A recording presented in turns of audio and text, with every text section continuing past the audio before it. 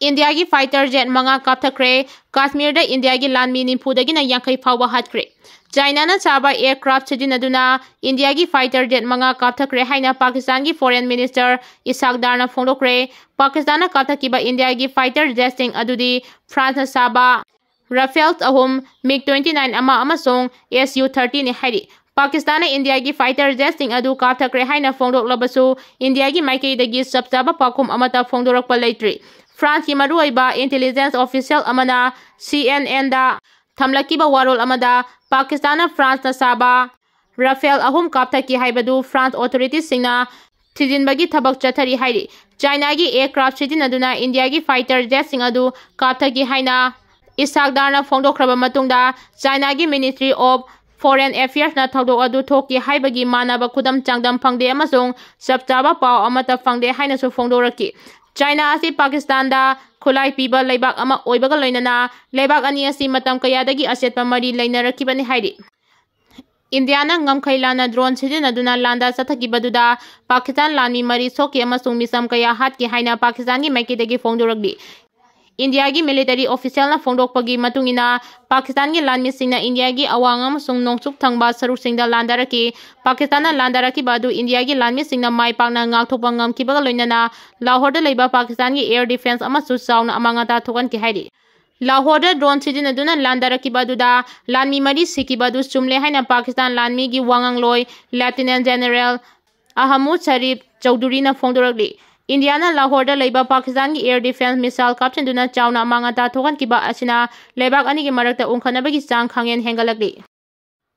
High court ना इरांग लाक्सिनबा मथौ ताबा थबक पाइखलु हाइना खंगलबसु लेंगांगना निंथिना ngakpa ngamkide हाइना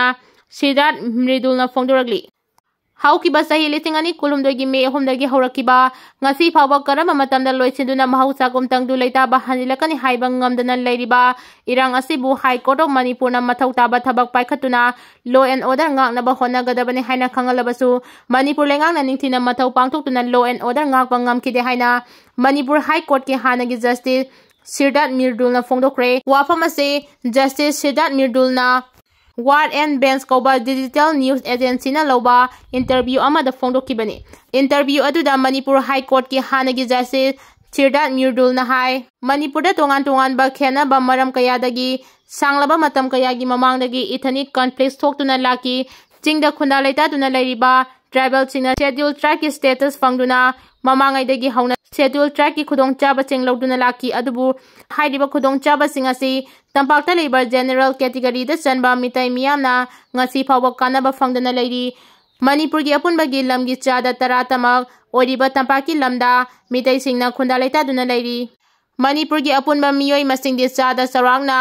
यांखैरोम ओरिबा मिtai सिंगना हाइरिबा चादा तरागी मखादा ओरिबा तंपाकी lambda लेरी अदुबु मिtai सिंगना सिंगदा lump लेदुना लेबा याबगी अयाबसु लेते मणिपुर की मिसिंग अपुनबगी चादा तरा मरी दगी तरा मंगा रोमता ओरिबा कुकी सिंगना सिंगदा लेबा याबता नतना तंपाकी मफम सिंगदसु लम लेदुना खुंदा लेता हंदुना लेबा याबगी खुदोंग चाबा फंगदुना लेरी असिगुम्बा सिंग अमसुंग तमदा लेरिबा खेनबा कयासिंग असिना नाकलनी की मरकता उंखनबगी मरम अमसुने हाइनसु महाना फोंदोकी इंडिया ना पाकिस्तान की ड्रोन अमसुंग मिसाइल अटैक सिंग माई पाखनगिद्रे मखोगी चाइना ना चाबा एयर डिफेंस नेटवर्क सिस्टम थुगाइदुना मपांगल लौथोक्रे इंडिया अमसुंग पाकिस्तान की मरकता हौजिक लेरिबा फिबम असगी ख्वाइदगी नौबा थौदोक अमा ओइना इंडिया ना पाकिस्तान लोमदगी कापसिलकपा ड्रोन अमसुंग मिसाइल अटैक सिंग अदु अरेंबा ताहनख्रे लोइनना मदुगी पाखुमदा लाहौर दा लेबा पाकिस्तान की चाइना ना चाबा एयर डिफेंस इंस्टॉलेशन अदु मपुंग फाना थुगाइदुना मपांगल लौथोक्रे इंडियन आर्म फोर्सेस ना पिथरोक बचिरोल अमगी मतुंगिना पाकिस्तान की मैकेदगी ngarang amadi ngasigi lonaba numidangda India की अवांग अमसुंग नोंगसुक तंगबा सरुकसिंगदा लेरिबा मिलिटरी टारगेट सिंगदा स्ट्राइक चथनबा होनरकी हाइरिबा अटैक सिंग अदुदा पाकिस्तान की मैकेदगी ड्रोन अमसुंग मिसाइल सिजिनरकी मदुबु इंडिया की मैकेदगी इंटीग्रेटेड काउंटर UAS ड्रिट अमसुंग एयर डिफेंस सिस्टम असिना माई पाकना टारगेट यौद्रिंगैदा थुगाइबा ngamkibani हाइरि अकाय अतोयगी पोलम सिंग फंकिबदुना पाकिस्तान लोमदगी अटैक चथरकी हाइबगी प्रमाण ओइकी इंडिया ड्रोन अमसुंग मिसाइल अटैक सिंग अदुबु ngakthoknaba हंदकता रशिया ना चाबा S-400 air defence missile system अदु सिजिनकी पुना पाकिस्तान लोमदगी कापसिलकपा मिसाइल तरामंगा थुगाइबा ngamki हाइरि सिस्टम असे यामना थाक वांगबा राडार अमसुंग इंटरसेप्ट तौबा ngambagi मपांगल लेरि ngasi ayu इंडिया की माइकेदगी पाउकुम ओइना Pakistani mafam kayada laiba air defense radar system sing mapung phana thugaiba ngamki thajaba yaba pawi source amagi matungina Lahore da laiba air defense system adu mapung phana thugaiba dagi Pakistan gi mapangal lokthokle hairi China na Pakistan gi misang pongna changlaktribasti India ga afaba mari thamningli haibani haina Shashi Tharoor phongdokre Congress ki lusingba Shashi Tharoor India amasung Pakistan gi oirakliba phibam asida China na Pakistan gi misang pongna changlaktribasina India gi market asi China na asuki matik maru oi amadi India ga afaba mari thamba pamli haibadu mayek sengna takli haina phongdokre mahakna makha taraduna miyamna khangdrabasu China na India asi asuki matik maru oiba market amani haina lauri India na terrorism mayoknana bahonabada mathau taba action lokhatpada China na neutral oiba position lawrakani thajai amasung China gi authorities singna India amasung Pakistan gi tension asi hanthana ba amasung waroisin purakna bahonabada achauba thorang lawrakani thajai haiki panbaya badi China gi foreign ministry na India amasung Pakistan gi oirakliba phibam asida pongning nungnangba phongdokkibaga loinana tangdu leitaba amadi ing chikpagi mingda leibak animakna pongning phathanaba hotnabiyu haina phongdokkiba leikrabani Chiri Lily Festival ga mari lainana governor na chair lauduna committee ga punna mifam pangthokre anirak suba Chiri Lily Festival asi aso engam yaudana amasung ingna china pangthoknaba hotnaba ga mari lainana ngachi Raj Bhavan gi conference hall da Manipur governor Ajay Kumar Bahala na chair lauduna anirak suba organizing committee gi meeting pangthokre meeting atuda hiram asiga mari lainana makok thongba official ting amasung festival asiga mari lainaba state holders ting chu saru yaki mifam atuda committee gi maikidagi festival asiga mari lainaba budget allocation event schedule tauba security measure hena kangkhat hanba transport logistic crowd management strategy amasung infrastructure development ki matang na yamna kupna khanaki maruina festival manungda visitor single laifam chafam pinaba cultural programming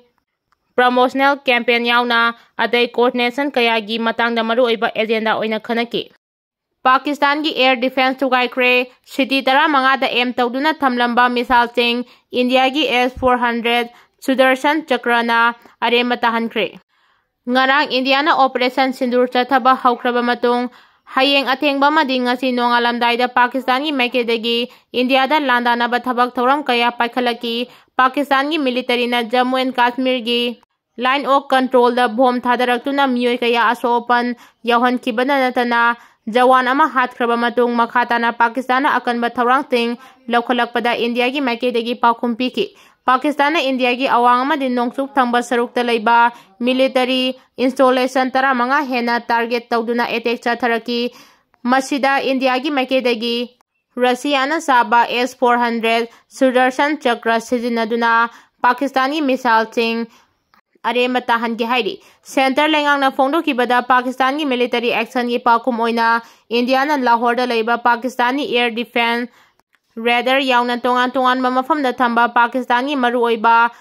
equipment kaya mang tahan ki Pakistan ki force na India ki air defense system da arema tahan kraba drone sing sizinaduna landana basu honaraki masida Russia na saba Indian aircraft ki S-400 defense system asina drone amadi missile sing adu aremba tahan ki hairi aremba tahan kraba drone amadi missile sing adu gi akaiba mase sing Punjab amadi atopa mafamda taraktuna miyamna ngakna yengnaki cheraksida India gi External Affairs Minister S. Joy Sankarna Pakistani military action asigi matik chawa paukum India na sungsoi soidana pigani India ki operation sindur ngarang haudolaga ngarang loisin kiba nate haina phongdoki Aramba tengol gi PRO Robin Mangang Quark pomda ge delo khojage maitai masa mathongna leiba Kashmir da lan thengnari haibadu di yamna fare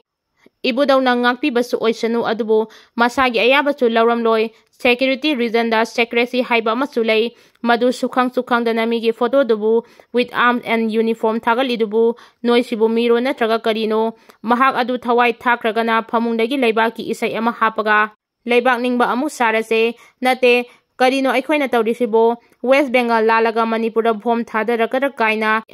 haibasu yauri noilan gi maramda kayam khang hairage Aikoina reels khara nam ko khara hapchin helmet khara option asuk yamna thawa sariba karem nariba sibu karigino tawrise lane anytime World War III hekta thokpa yaribane chicken neck corridor kairakpada Assam Arunachal Tripura Manipur kari oirakani noi khangbra khitang su tumin leisi section chi kaidobage aikoi haudik kaisu leitana